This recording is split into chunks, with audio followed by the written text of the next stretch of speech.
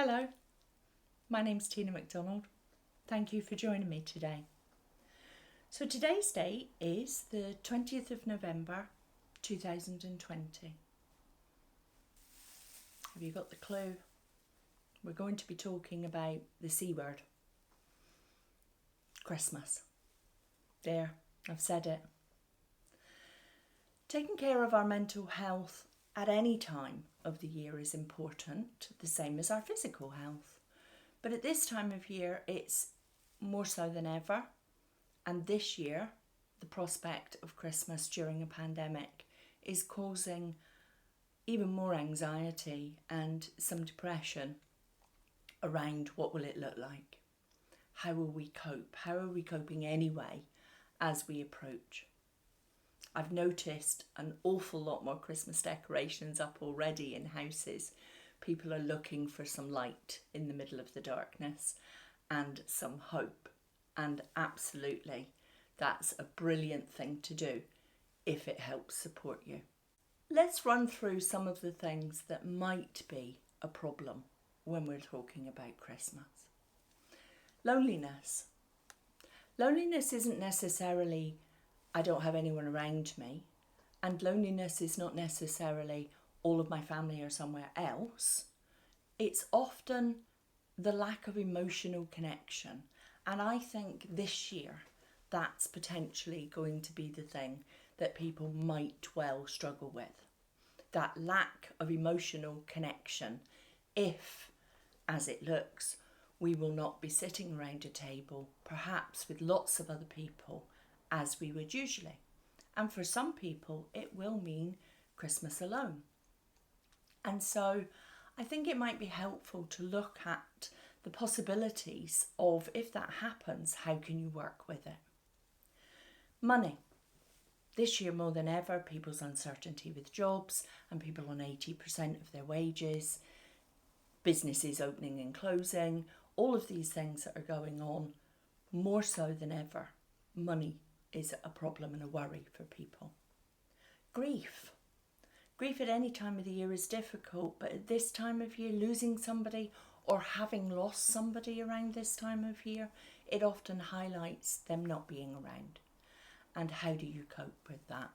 Looking at dependency, alcohol, food, sex, drugs, whatever it is, these are things that you feel might be supporting you, but actually will potentially make things more difficult. Family, whether they're with you or not at the table, either way can cause some people some anxiety.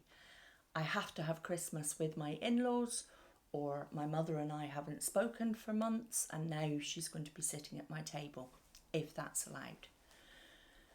And how do we work around that? It's a little bit of a family minefield. And also comparison. Social media. Some people put their entire Christmas on social media. This is what we're doing, this is what we're buying, this is how many presents, this is my tree. All of these things, pressure, pressure, pressure. And so let's have a look at the reality. We are in the middle of a pandemic, but I have to say categorically, regardless of what the media are saying, Christmas has not been cancelled. It might well be different, but it definitely has not been cancelled. It will still happen. It might be in a different form, but then isn't everything at the moment. And so we've managed. We know what managing looks like. And for those that have struggled, you've still managed. And so I think it's very important that we look at how these problems might manifest themselves and what you can do to help yourself counteract them. So low moods, depression, no energy. All of these things are going on anyway. So Christmas, put it into perspective. It's not about burning yourself out. It's not about doing even more things that you don't have the energy to do. It's about being realistic and looking at things in a solution-focused manner of how you can make things happen, but in a slightly different way, in a more supportive way for you.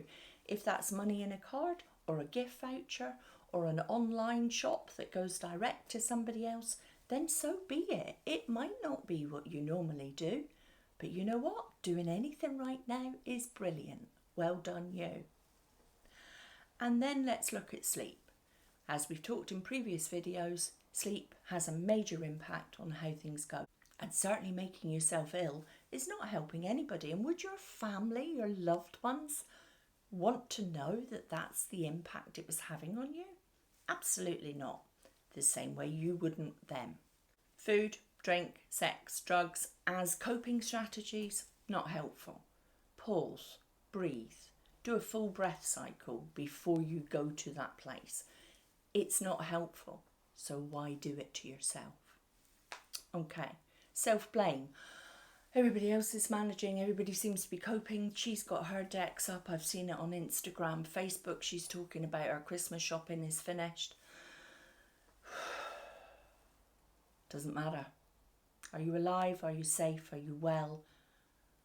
Are you coping with the day-to-day? That's what counts. Counselling around this subject, we can look at thought patterns, we can look at the anxiety and the coping strategies, we can look at self-care plans, because self-care at Christmas normally is really important. So this year, even more so. And then we can look at also, this time of year also comes with a seasonal change. Are you affected by SAD, seasonal affective disorder? And that affects your mood swings, and there are things that you can do to help support that. We can look at all of those. The main thing is that you reach out to others, whether it's a counsellor, whether it's a friend for a socially distanced walk around the park, offload. Take all these worries, and I think you will find that everybody else is able to mirror them back. We're all in this together. Concentrate on the important stuff. If the people are not at your table, hopefully they're somewhere else safe at another table. You're not together, but the world won't end. You know where each other is, and you have them in here in your heart. And that's the important. Kids in the family, make it a special day. Don't keep bringing up, this is not how it normally is, because that diminishes what you're doing. Make it about what's happening now. Is it different? Yes. How wonderful is that? It's not about comparison of what others are doing or what you would have done before. It's about just chilling with what you're able to do and being grateful for that. And if you have lost family members, keep them here in your heart. It's about looking at things in bite-sized pieces, but not letting yourself feel overwhelmed. I hope that was helpful. And for me, it'll arrive in a couple of weeks yet. And that you can take care of yourself, because this year more than ever, it's really important to do that. Thank you for your time. See you on Facebook. See you online counselling. Please like and subscribe. And also leave me some comments. You're very quiet. Talk to me. Tell me how things are going with your Christmas preparations and how you're feeling about it. And things that you found that are helpful, that might be helpful for others. Thank you. Take care. And when it comes, have a lovely Christmas. Bye-bye.